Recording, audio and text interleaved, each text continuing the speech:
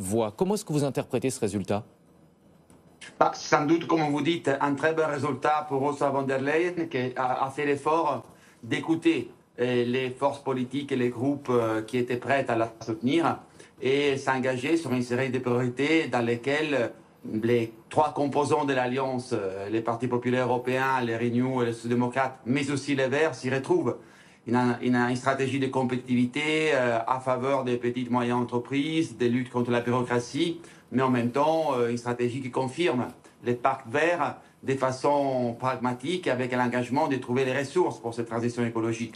Donc moi je crois que ceci a permis cette convergence autour de sa personnalité. Mais est-ce que vous pensez qu'elle a bénéficié d'une certaine manière de la situation géopolitique internationale, sachant que depuis longtemps, elle prône une commission à dimension géopolitique en réponse notamment à la guerre en Ukraine, au conflit dans la bande de Gaza, aux tensions commerciales avec la Chine notamment? Mais sans doute, et son engagement pour construire une union de la défense, engagement fort qu'elle a pris hier avant de se faire élire, va exactement dans ce sens. Les défis géopolitiques devraient favoriser un agenda d'intégration européenne. Elle veut incarner cet agenda notamment à travers la défense et la réindustrialisation européenne, qui sont les deux grandes réponses aux défis géopolitiques, qu'il s'agisse de l'Ukraine, du Moyen-Orient, de la Chine. Et donc, de ce point de vue, elle a été convaincante. Maintenant, il faudra veiller à ce que tout cela soit véritablement mis en œuvre. Vous parlez du secteur de la défense. Ursula von der Leyen s'est engagée à augmenter massivement les investissements dans ce secteur de la défense avec la création d'un poste de commissaire dédié. Elle s'est engagée à renforcer Frontex, c'est l'agence qui est chargée de la protection des frontières de l'Union européenne. Et elle propose aussi un poste de commissaire chargé du voisinage méditerranéen. Est-ce que vous avez le sentiment qu'il y a quand même dans cette feuille de route un coup de barre à droite face à un Parlement dont le centre de gravité s'est un petit peu déplacé à droite? Je voudrais distinguer. D'un côté, ce sont des réponses nécessaires. Moi, personnellement, depuis 25 ans, je plaide pour un commissaire à la Méditerranée. Parce que les défis géopolitiques, mais aussi industriels, culturels, et pas uniquement liés à la migration de la Méditerranée, sont énormes. Et l'Union européenne l'a totalement négligé. La question de la reprise de contrôle sur les frontières est sans doute une question qui est réelle, qui est demandée par nos citoyens. Donc, je crois que c'était des réponses nécessaires à la question comment l'Europe pourrait prendre le contrôle.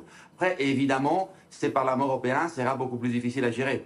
Sera beaucoup plus difficile à gérer parce qu'il y a trois groupes d'extrême droite qui ont tous voté contre Giorgia Meloni, Ursula von der Leyen, les groupes de Giorgia Meloni et des Reconquêtes, les groupes de Bardella et d'Orban, les nouveaux groupes encore plus extrémistes d'Alternative für Deutschland.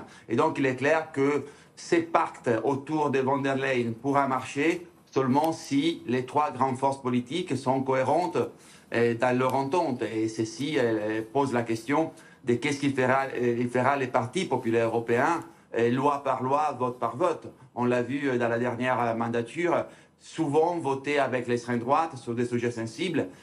Ça demande une prise de responsabilité dans le travail quotidien législatif de la part du Parti populaire européen, parce que, comme vous dites, c'est un Parlement beaucoup plus divisé. Sandro Gozzi, il y a évidemment la question du Green Deal, le pacte vert européen. Ursula von der Leyen a confirmé les ambitions environnementales, avec notamment un objectif de réduction des gaz à effet de serre de 90% à horizon 2040.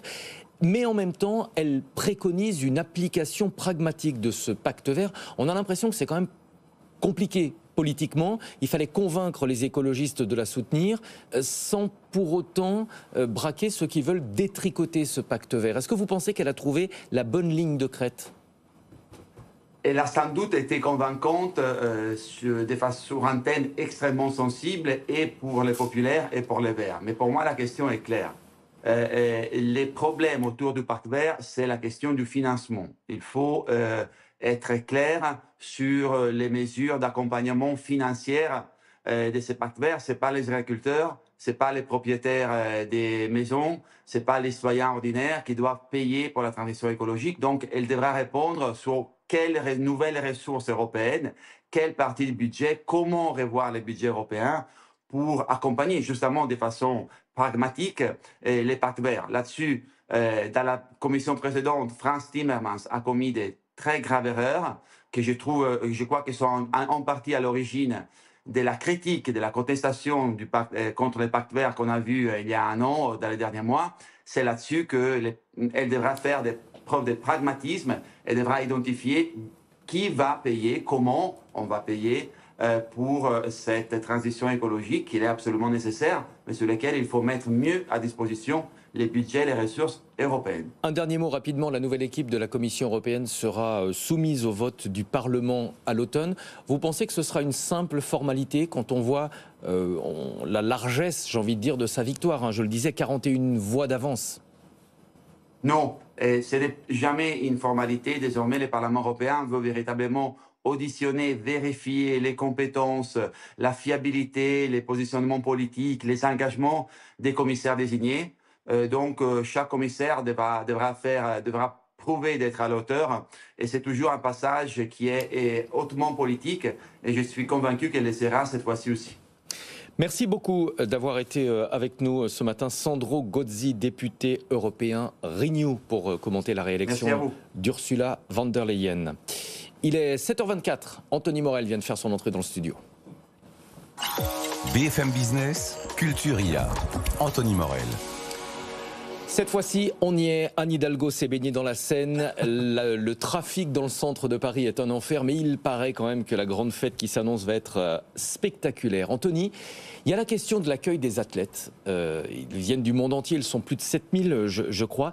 Et l'intelligence artificielle va jouer un rôle important dans l'accueil des athlètes. Absolument. Alors des athlètes, des touristes, parce que eux pour le coup seront des millions. Et j'ai aussi pensé aux Parisiens qui vont rester coincés dans la capitale et qui vont eux aussi